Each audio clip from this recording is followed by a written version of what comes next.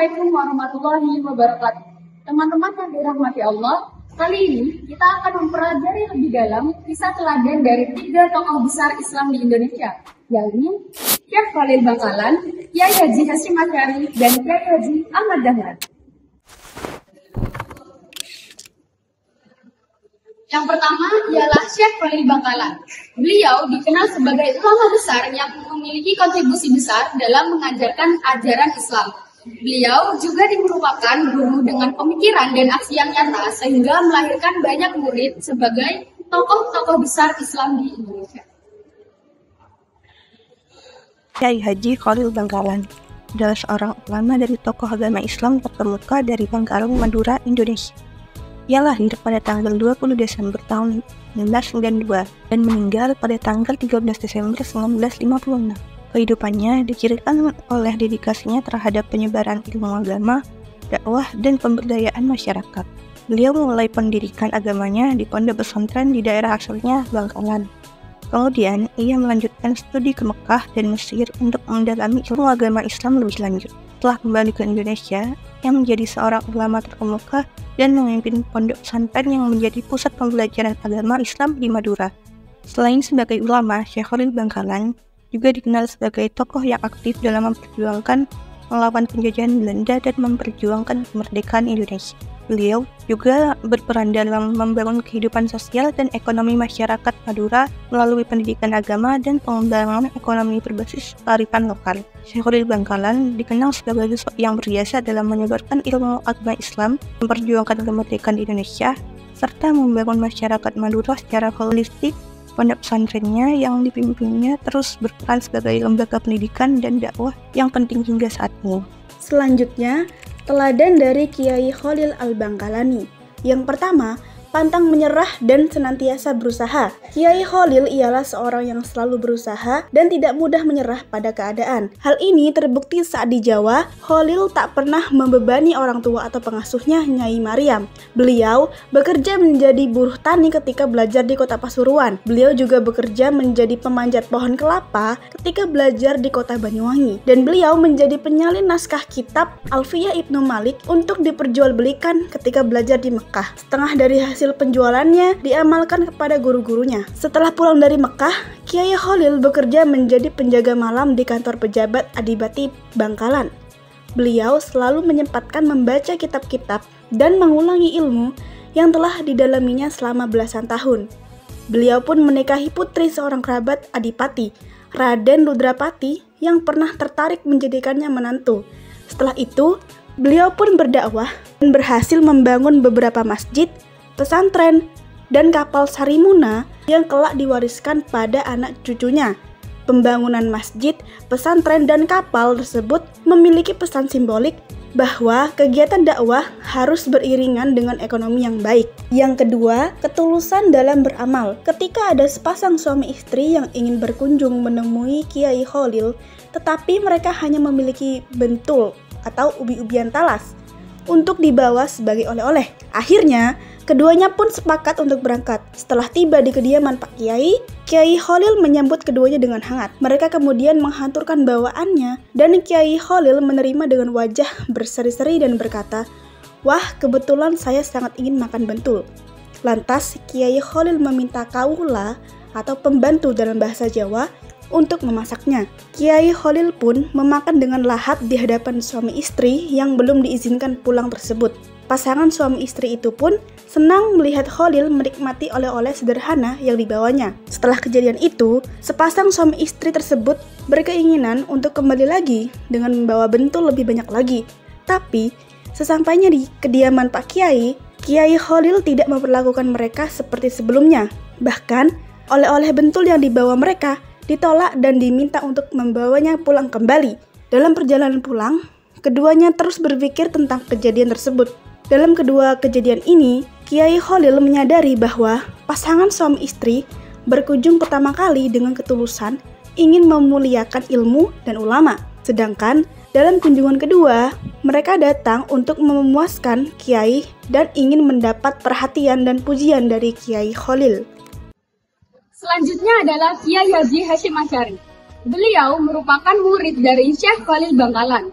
Beliau adalah seorang tokoh pendiri NU yang terkenal akan dedikasinya terhadap Islam. Hal itu merupakan barokah dari rasa takdim beliau kepada gurunya. Mari kita simak kisahnya. Kiai Haji Hasyim Asy'ari. Beliau lahir pada tanggal 24 Zulqa'dah 1287 Hijriah di Jombang. Beliau merupakan putra ketiga dari Kiai Haji Asy'ari dan Nyai Halimah dan memiliki 11 saudara. Beliau juga merupakan keturunan Rasulullah dan Sunan Giri dari garis ayah, serta keturunan raja terakhir Kerajaan Majapahit, yakni Raja Brawijaya VI dari garis ibu. Kiai Haji Hasyim Asy'ari sejak kecil tinggal di lingkungan pesantren tradisional. Pada usia 15 tahun, beliau melakukan perjalanan ke beberapa pesantren di Jawa, seperti Siwalayan Panji, Tambak Beras, Langitan, Cepoko, dan Sarang. Setelah 6 tahun, Kiai Haji Hasyim Asy'ari menikahi Ning Nafisah, yakni putri Kiai Yakub Siwalayan Panji, dan melanjutkan studi di bawah beberapa ulama terkemuka, termasuk Syekh Ahmad Khatib Al-Minangkabawi, Syekh Muhammad Salih As-Samarnadi, Syekh Ahmad Zaini Dahlan, Syekh Thohir Al-Ja'fari, dan Syekh Muhammad Mahfud At-Tarmasi. Selain itu, Kiai Haji Hasyim Asy'ari juga menulis karya ilmiah seperti Risalah Ahlus Sunnah wal Jamaah dan Al-Imam Al-Ghazali wa Arahu Al-Kalimah. Pada tahun 1899, beliau pulang ke Indonesia dan mendirikan pesantren Tebu Ireng. Teladan dari Kiai Hasyim Asy'ari. A. Berkhidmah kepada guru. Ada cerita yang cukup mengagumkan tatkala Kiai Hasyim bersama dengan Kiai Khalil. Suatu hari, beliau melihat Kiai Khalil bersedih. Beliau memberanikan diri untuk bertanya. Kiai Khalil menjawab bahwa cincin istrinya jatuh di WC. Kiai Hasyim pun mengusulkan agar Kiai Khalil membeli cincin lagi. Kiai Khalil pun mengatakan bahwa cincin itu adalah cincin istrinya. Setelah melihat kesedihan di wajah guru besarnya itu, Kiai Hasyim menawarkan diri untuk mencari cincin tersebut di dalam WC. Akhirnya, Kiai Hasyim benar-benar mencari cincin itu di dalam WC dengan penuh kesungguhan, kesabaran, dan keikhlasan. Akhirnya, Kiai Hasyim menemukan cincin tersebut. Alangkah bahagianya Kiai Khalil atas keberhasilan Kiai Hasyim itu. Dari kejadian inilah Kiai Hasyim menjadi sangat dekat dengan Kiai Khalil, baik semasa menjadi santrinya maupun setelah kembali ke masyarakat untuk berjuang. Hal ini terlihat dengan pemberian tongkat saat Kiai Hasyim hendak mendirikan Jam'iyah Nahdlatul Ulama. Pendidikan pesantren karakter kebangsaan. Pertama, pendidikan karakter pesantren berupaya mengajak bangsa ini untuk mandiri, bukan hanya dalam soal ekonomi dan politik, tapi juga dalam kebudayaan dan kerja pengetahuan. Dalam pendidikan seperti ini, anak-anak kita diajarkan bahwa bangsa ini juga punya pengetahuan sendiri, tahu dan berilmu. Ada kebanggaan tersendiri untuk tahu tentang dirinya sebagai bangsa, punya tradisi sendiri, dan juga percaya diri bahwa mereka bisa melakukan kerja pengetahuan yang bebas dan mandiri.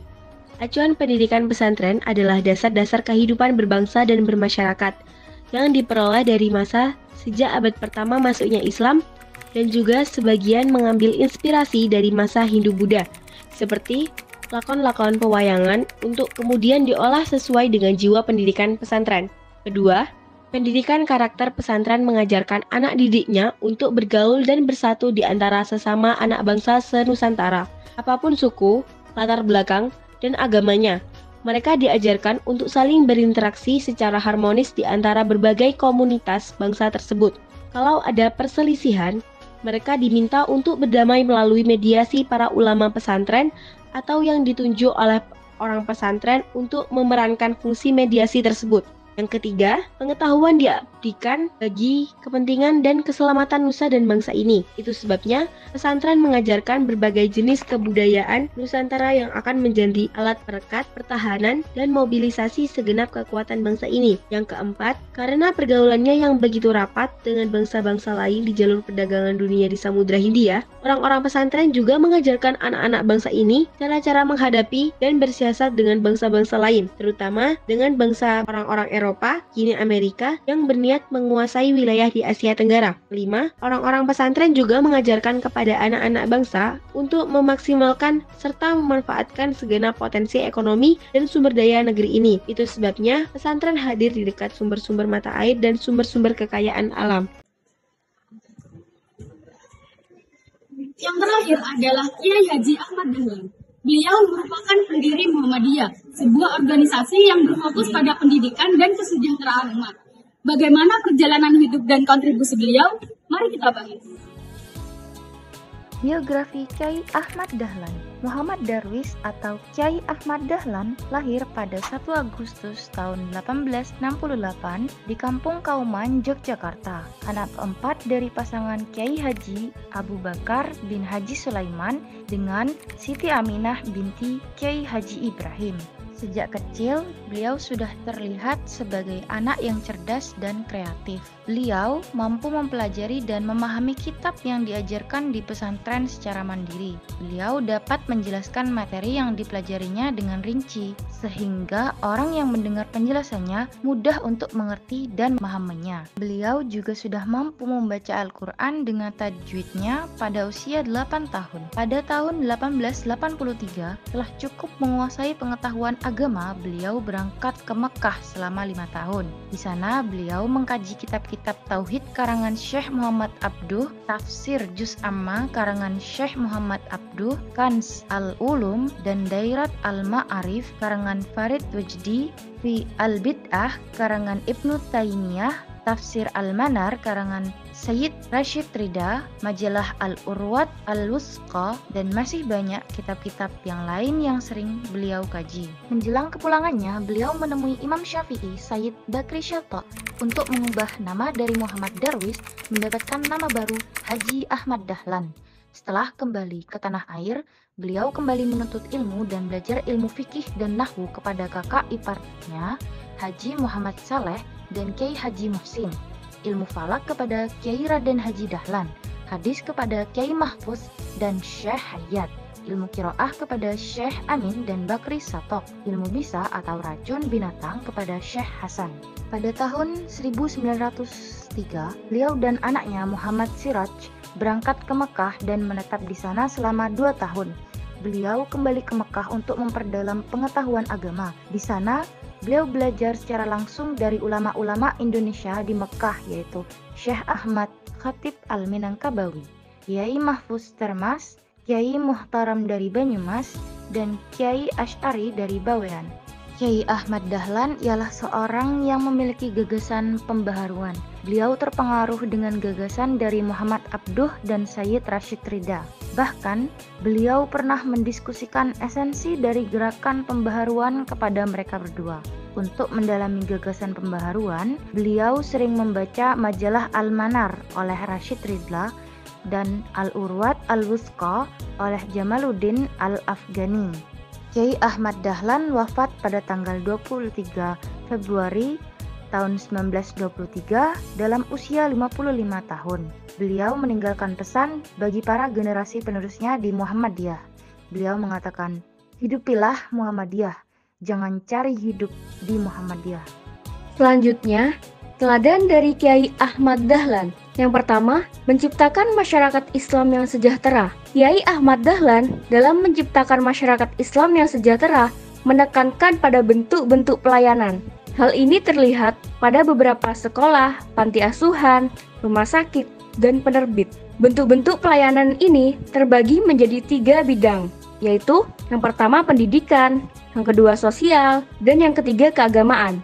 Yang pertama, di bidang pendidikan. Lembaga pendidikan Islam harus diperbaharui dengan metode dan sistem pendidikan yang lebih baik. Model pembelajaran sorogan dan bandongan yang selama ini diterapkan di pesantren perlu diganti dengan model pembelajaran klasikal, sehingga sasaran dan tujuan kegiatan pembelajaran lebih terarah dan terukur. Beliau menggabungkan sisi baik model pendidikan pesantren dengan model pendidikan barat untuk diterapkan dalam pendidikan Islam. Yang kedua, di bidang sosial, beliau berkonsentrasi pada 4 hal, yaitu yang pertama, mewujudkan bidang pendidikan dan guruan sehingga bisa membangun gedung universitas. Yang kedua, mengembangkan agama Islam dengan jalan dakwah dengan membangun langgar, masjid, dan madrasah pendakwah di daerah untuk tempat pengajian dan ibadah. Yang ketiga, membangun rumah sakit untuk menolong masyarakat yang menderita sakit serta membangun rumah miskin dan rumah yatim. Yang keempat, menyiarkan agama Islam dengan mengedarkan selembaran majalah dan buku secara gratis atau dengan berlangganan. Yang ketiga, di bidang keagamaan, beliau berusaha keras untuk menghilangkan stigma kaum penjajah bahwa agama Islam itu kolot dan bodoh. Karena itu, umat Islam perlu diberikan pencerahan ilmu dan iman. Beliau pernah mengatakan, manusia itu semua mati perasaannya, kecuali para ulama atau orang-orang berilmu. Ulama itu dalam kebingungan, kecuali mereka yang beramal pun semuanya khawatir, kecuali mereka yang ikhlas dan bersih. Dalam implementasinya, beliau pernah mengingatkan bahwa setiap orang butuh agama untuk menerangi kehidupan dan membawa kepada kebenaran. Setiap orang juga harus mencari pengetahuan baru tanpa membedakan asal pengetahuannya dari kelompok mana untuk menghilangkan kebodohan universal. Dan setiap orang harus mengamalkan pengetahuan yang sudah dipahaminya agar tidak membiarkan pengetahuan terbuang atau hanya ada pada pikiran semata. Terima kasih telah menonton video ini. Semoga kita dapat mengambil hikmah dari kisah teladan ketiga tokoh tersebut. Sekian, wassalamualaikum warahmatullahi wabarakatuh.